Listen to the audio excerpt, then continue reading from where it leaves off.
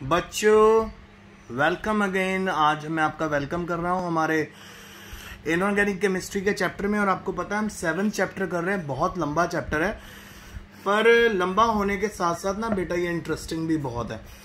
तो आपको पता है कि मैं आजकल आपको प्रोसेसेस करवा रहा हूँ। अभी लास्ट जो हमारा चैप्टर था, प्रोसेस था, वो मैंने आपको प्रोसेस करवाया था हैबर प्रोसेस। और हैबर प्रोसेस में आपने देखा कि किस तरह से अमोनिया गैस बनती है। और फिर मैंने आपको बताया था एसेंशियल कंडीशंस क्या थी, क्या प्रेशर चाहिए वहाँ पे, कितना रेशियो चाहिए, आपको याद होगा। सो मेरा तो सजेशन आपको यही है बेटा, आप रोज़ अपना लेक्चर अच्छे से पढ़ो, अच्छे से समझो। क्योंकि बेटा अगर आप अच्छे से नहीं पढ़ोगे बहुत प्रॉब्लम आने वाली, बिकॉज दिस इज़ मेडिकल। ठीक है, so keep it in mind, you have to study regularly and efficiently. So Haber process की तरह आज मैं सेकंड प्रोसेस आपके लिए लाया हूँ जो आपके सिलेबस में है, और वो प्रोसेस है बेटा हमारा ओस्टवाल्ड प्रोसेस।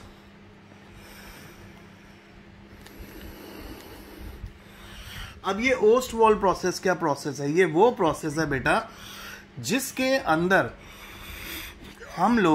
जिसकी मदद से हम लोग नाइट्रिक एसिड बनाते हैं, और नाइट्रिक एसिड का फॉर्मूला होता है HNO3।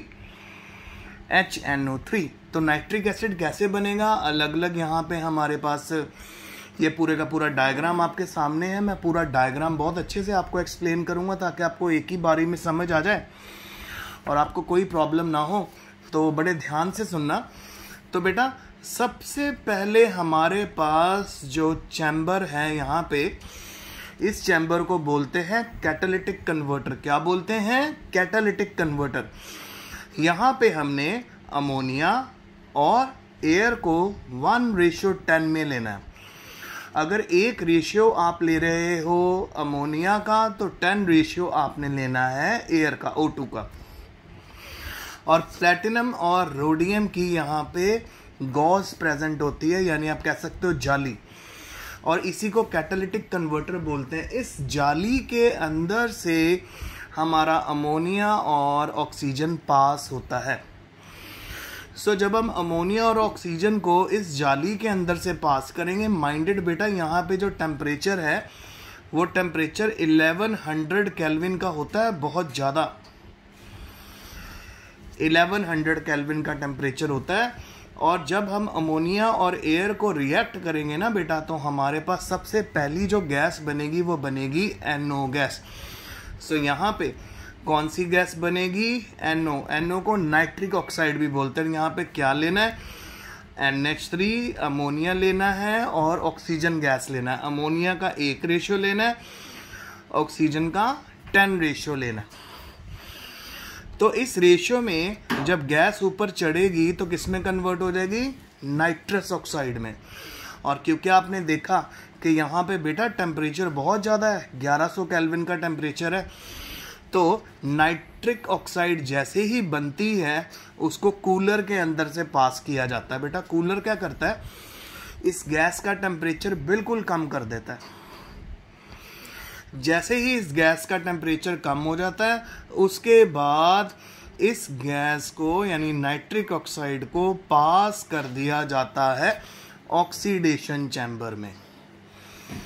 ये रहा बेटा आपका ऑक्सीडेशन चैम्बर। और ऑक्सीडेशन चैम्बर में नाइट्रिक ऑक्साइड गैस आ रही है यहाँ से, ठीक है, ये देखो यहाँ से एंटर हो रही है इसके अंदर, और यहाँ से हमने एंटर करवानी है O2 एयर।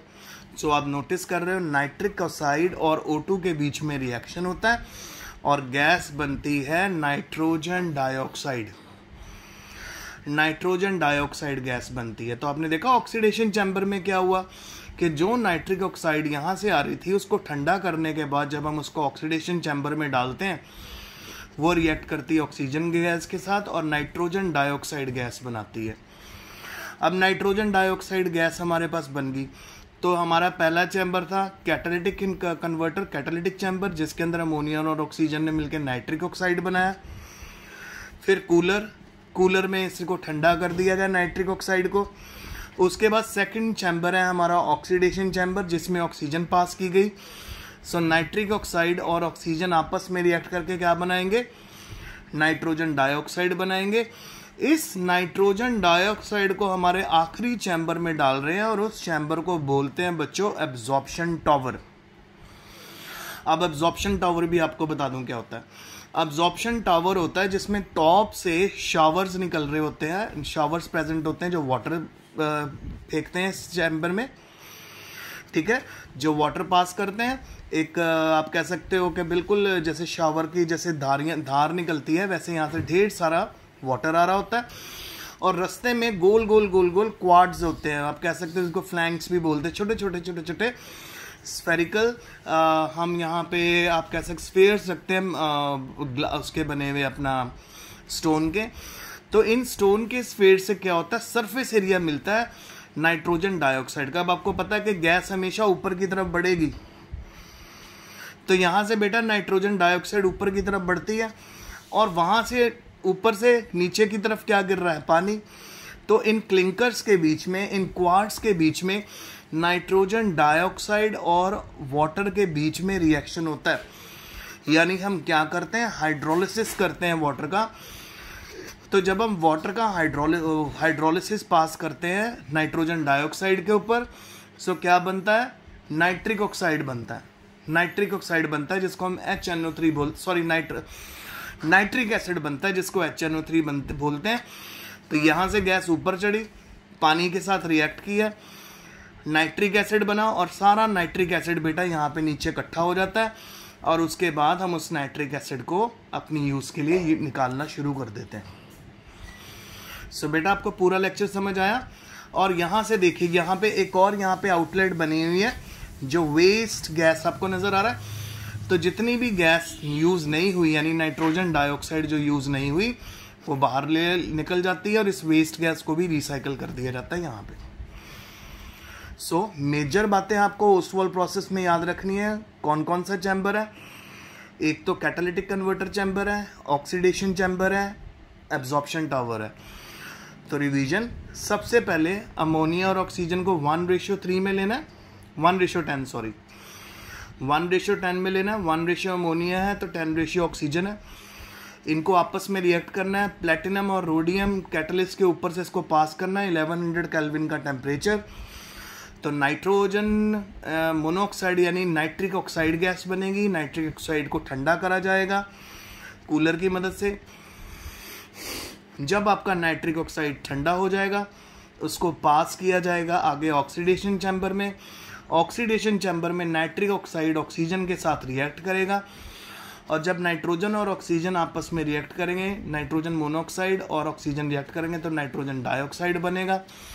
और ऑक्सीडेशन चैम्बर में जो हमारा नाइट्रोजन मोनोऑक्साइड और ऑक्सीजन आपस में रिएक्ट करके नाइट्रोजन डाइऑक्साइड बनाएंगे। बस आगे हमारा अब्जॉर्प्शन टावर आ गया। अब्जॉर्प्शन टावर में हम लोगों ने इस गैस को पास करना है। तो जब हम इस गैस को पास करेंगे, यहाँ पे क्लिंकर्स हैं, मैंने आपको बोला क्वार्ट्स छोटे छोटे, तो गैस ऊपर की तरफ चढ़ेगी और वाटर आपको ऑलरेडी पता है, वाटर ऊपर से शावर्स की फॉर्म में नीचे आ रहा है। तो यहाँ पे सरफेस एरिया मिल जाएगा ढेर सारा अच्छा रिएक्ट होने के लिए। सो वाटर और नाइट्रोजन डाइऑक्साइड आपस में रिएक्ट करके नाइट्रिक एसिड बनाएंगे HNO3 और उसको नीचे हम इकट्ठा कर लेंगे और जो वेस्ट गैसेज हैं जो यूज़ नहीं हुई वो बाहर निकल जाएंगी। सो बेटा ये हमारा आज का लेक्चर है। तो इसकी रिएक्शंस भी मैं आपको एक बार समझा देता हूँ, आइए देख लें।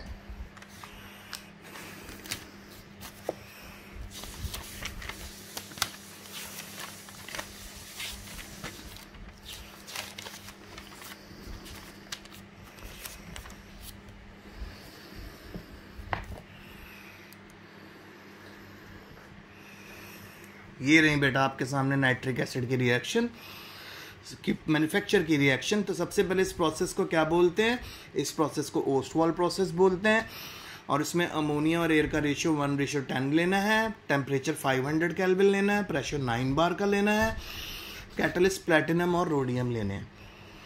तो पहली रिएक्शन अमोनिया और ऑक्सीजन के बीच में नाइट्रिक ऑक्साइड बनी।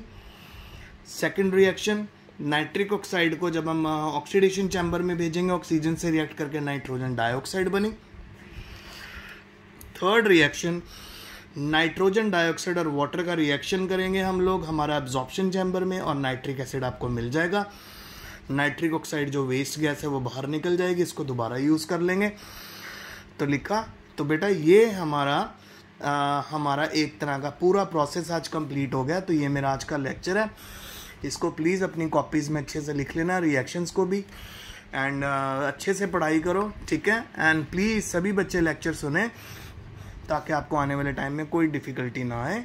Thank you.